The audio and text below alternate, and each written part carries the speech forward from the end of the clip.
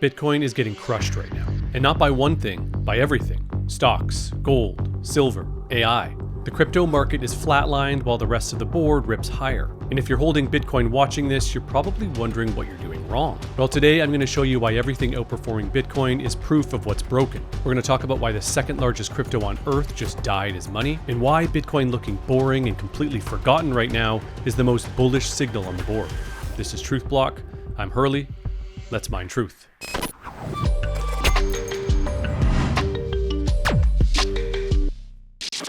Bitcoin has nearly reversed all of its April gains as it drops to a new May low of $72,000 today. Meanwhile, the S&P 500 and the Nasdaq continue to rip to new all-time highs as hot AI stocks double in weeks. This chart here tells the whole story in a nutshell. Every major asset class is above crypto in 2026, and it's not even close.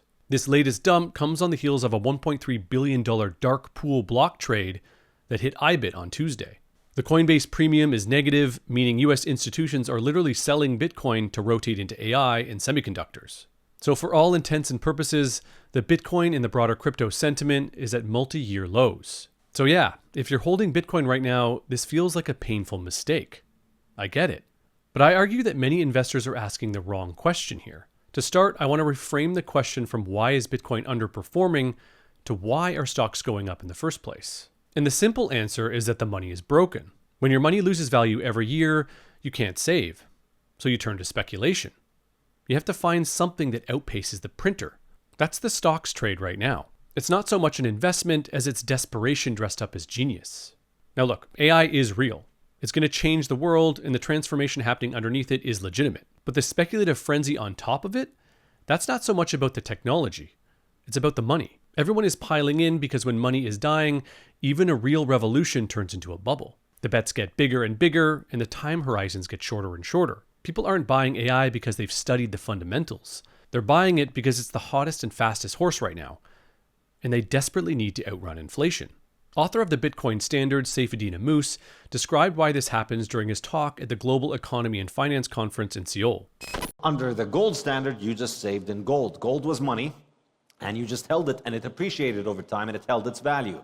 Under fiat, you need to be a part-time hedge fund manager in order to be able to just simply keep the wealth that you've already earned by working your job. You can't just be a dentist or an engineer and save. You have to go out there and figure out what stocks and bonds to buy. And that makes you a part-time hedge fund manager. And that's, of course, very difficult because most people can't pick stocks to save for their future. Another way in which people save is that they turn their houses into bank accounts. People use their house as a bank account. And the result of this is that houses keep continuing to become more and more expensive.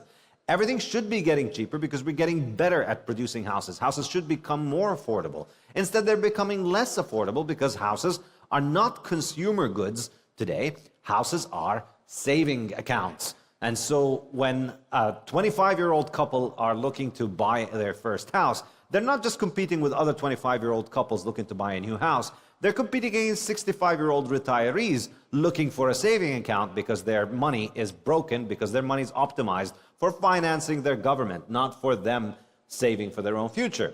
So, and then the third thing, of course, we also get massive stock, bond, and asset bubbles arising from people using those things as savings. Very few people look at balance sheets when they invest in companies anymore. They don't value companies. They just think everything is going to go up. Ultimately, they're right because everything's going up because the dollar is going down, and you need to have hard assets that are harder to make than the dollar. And that's what drives all of these bubbles in these assets. They're not valued based on fundamentals because they're valued as money. They're a replacement for money that is broken because of inflation. Everything going up in a speculative frenzy isn't a sign of a healthy economy. A lot of the equity growth people are celebrating is really just the debasement of the dollar. It's not productivity. It's the dollar going down and making everything priced in it look like it's going up.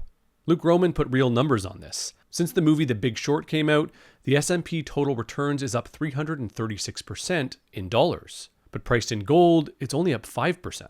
And priced in Bitcoin, it's down 97%. And Groman's point is that the next Big Short won't be denominated in the currency they use to backstop everything. If you're watching all of this and thinking about what it means for your own stack, this is where the Bitcoin way comes in. How do I actually secure this thing safely? How do I protect it from theft and from my own mistakes? What happens to my Bitcoin if something happens to me? How does my family access it? These are the questions that matter when you're holding real money. The Bitcoin Way sits down with you one-on-one and walks you through your custody setup and helps you get it right. Schedule a free consultation at thebitcoinway.com/Hurley. Okay, so fiat is forcing the world into a speculation game. That's why everything else is going up. But what about crypto? David Hoffman, co-founder of Bankless and one of the loudest Ethereum voices in media, just publicly sold all of his Ethereum. And suddenly, the second largest cryptocurrency on Earth looks to be dying. David's argument is that the ETH is money thesis has played out. Ethereum chose to add everything and became, in his words, the world's most successful nonprofit. It supplies block space at cost and takes no markup. And if you're trying to be money, that's a death sentence. I think Eric Yakes nailed it here. ETH is a made-up idea, a made-up token with zero understanding of history. Money is not something you engineer through governance. It's discovered through market competition, and Bitcoin has won that competition. And it's not just ETH. The Cardano Times guy posted he devoted years of his life to Cardano, including nights away from his family that he can never get back. Now he's saying he'll never forgive Charles Hoskinson for what it costs him. This is costing real people their lives because they were sold the idea that you can build money from the top down.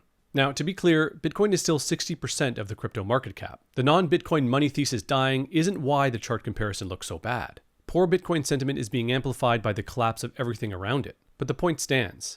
Bitcoin has already won against every other attempt at digital money. So if everything going up is fiat desperation and you can't engineer money, then what's Bitcoin? For one thing, it's not competition with the S&P tech stocks. Those are fiat assets. They only go up because the money goes down. And it's not competition with gold either. Gold is real money, but it's old world money. Bitcoin is replacing the game entirely. And Saifedean explains what that means. Bitcoin is not here to replace Western Union or bank transfers or PayPal or Venmo or credit cards. Bitcoin is replacing the base layer of the monetary system. It's replacing the system of settlement between central banks and large financial institutions, and it's replacing the monetary policy that is conducted by central banks, and instead replacing it with an algorithm that is predictable and transparent, and everybody in the world can use it. So we are essentially removing a manual, political, partial, corrupt, unjust, unipolar system with an electronically automatic, apolitical, impartial, just apolar system. Bitcoin essentially would replace the aggression-based fiat world order with a rules-based Bitcoin global order. Now, I'm sure most of you are thinking here, who is this guy and what military he thinks is going to impose on the world the use of Bitcoin? And the answer is, I'm not here to tell you what to do. I'm not here to force you to do it. I don't have a military. I'm not going to shoot anybody. And you can shoot me and it won't make a difference. I'm here to explain economic reality. Bitcoin will win not because it's a political choice. Bitcoin will win not because politicians are going to be convinced. There will be no grand treaties. There will be no negotiations. There will be no voting on these things. This will be imposed through the force of economic incentives. Bitcoin will win in the same way that computers replaced typewriters. It's just a better technology. We didn't need to ban typewriters. We didn't need to fight typewriter factories. We just made typewriters obsolete. And Bitcoin has made central banks obsolete because it is infinitely better money. And the reason for that is quite simple. Bitcoin holds value, other monies lose it. That's what this looks like. A better technology replacing an older one through pure economic incentives, not through treaties or politics or military force. And right now, Bitcoin priced against the global money supply is at its most undervalued point in its entire history. And look, Warren Buffett told Jeff Bezos this years ago. I once asked Warren Buffett, why don't more people copy your investment strategy? It's not that difficult to understand in principle. And he said, oh, Jeff, that's easy.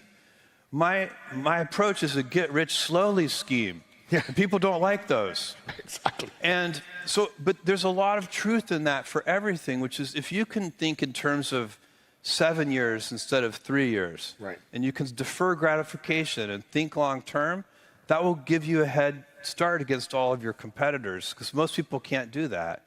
The obvious irony is that Buffett can't stand Bitcoin, but his own advice applies to it better than anything else on the board. He calls his investments a get-rich-slowly scheme. Bitcoiners would call it a don't-get-poor-slowly scheme. Same idea, different money. Just look at this animation. Bitcoin's 4-year moving average has never gone down year over year. The floor is always rising. While the tourists are staring at red candles and rotating into the next hot trade, the long-term trend just keeps moving up and to the right. That's the signal. And Michael Saylor put the math on this in his awesome interview on When Shift Happens. I'd never seen absolute scarcity before Bitcoin. And then when I saw it, though, I had an education as an aeronautical engineer. I knew thermodynamics. I knew what it means to have a closed energy system, an adiabatic system. I understood adiabatic lapse. And then I said, well, this is a thermodynamically sound, a conservative energy system. There is no heat loss. There is no energy loss. And then I realized, once I saw that, it became obvious to me why that's rational. Because in engineering, you can't solve a problem unless you assume an adiabatic system. You have to assume a closed energy system. And so in all of my engineering days, they would say, design an aircraft wing and analyze its performance, assuming adiabatic, system, right? A closed system. An open system, by the way, is, your plane's working fine, and then I shoot it with a laser beam, or I zap it with a lightning strike. You can see why that's a special thing. Or, if I have a leak in this room, that's because all the oxygen drains out of the room, and when it does, you and I freeze to death and suffocate. We probably suffocate before we freeze to death. So when you're designing the studio, you're thinking, I really kind of want a closed system, that doesn't have a heat lapse, because otherwise we're going to suffocate or freeze to death. So it's kind of common sense. You don't want to freeze to death, but people take it for granted. So now once I saw Bitcoin, I said, hey, that's actually a monetary network that doesn't lose 2% of its energy a year, like gold. And then I thought, well, wait a minute. That means that the dollar is losing 7% of its energy a year. Now, I know what half-life is. If you're losing 7% of your money a year, that means the half-life of your money is you divide 7 into 70, it's 10 years. You're losing half of your energy in 10 years. Your half-life in gold is 36 years. Your half-life in the dollar is 10 years. Your half-life in a weaker currency might be 5 years. What's your half-life of your wealth if there is no lapse, if there is no leakage? Okay, it turns out it's infinity. The difference between 2% inflation and 0% inflation is 72 divided by 2, 36 years, or 72 divided by 0, infinity. And so the question is, do you want to live forever? Or do you want to live for, well, half of you is dead in 36 years. And, do you want to live 100 years or do you want to live forever? And at that point, that was the big light bulb moment when I was like, oh my, this is not just a little bit better than gold. Gold is a lot better than cash, but this is infinitely better than every other capital asset or monetary asset invented in the history of the world. And I thought, this is a revolution in economic thinking. Every other asset on the board is leaking energy. Whether it's 2% or 7%, it's always leaking. Bitcoin is the only monetary asset where nothing leaks. And the fact that it looks boring while everything else floats upward in fiat terms, that's what better money looks like when you're still measuring it in worse money. Okay, one more thing before I close this one out. I want to let you know that we're building something really exciting at Simply Bitcoin that you won't want to miss. Scan the QR code below or visit news.simplybitcoin.com/launch to learn more and be one of the first to see what's coming. Okay, so here's where I want to land this thing. There are two kinds of money in the world right now. There's fast money and slow money. Fast money is a few $1 trillion chasing AI, semiconductors, and the next hot thing. That's what you see when you look at the scoreboard and feel like you're losing. Slow money is $150 trillion in bonds, $150 trillion in M2, $300 trillion in real estate, and $600 trillion that just wants to stop losing value. All of this capital is trapped behind convention, mandates, and risk limits. It's not in Bitcoin yet, but the math only goes in one direction. When you stare at the chart and feel the apathy, you're looking at the fast money scoreboard, priced in broken money. But there are people who see Bitcoin as something a lot bigger than a trade. Shinobi put it well. There are Bitcoiners who see this as the last and final option to fix the power structures in this world without resorting to violence at a massive scale. And if it fails, the only alternative is a world I wouldn't want my kids to grow up in. That's not a position you check on a dashboard. That's a belief that the incentive structure of money itself is what's broken, and Bitcoin is the most peaceful shot at fixing it. So the people still here at 72K in the middle of peak apathy are not confused. They understand what they're holding, that what everyone else is chasing is the symptom, and what we're holding is the cure. So tell me, are you feeling the apathy or seeing the setup?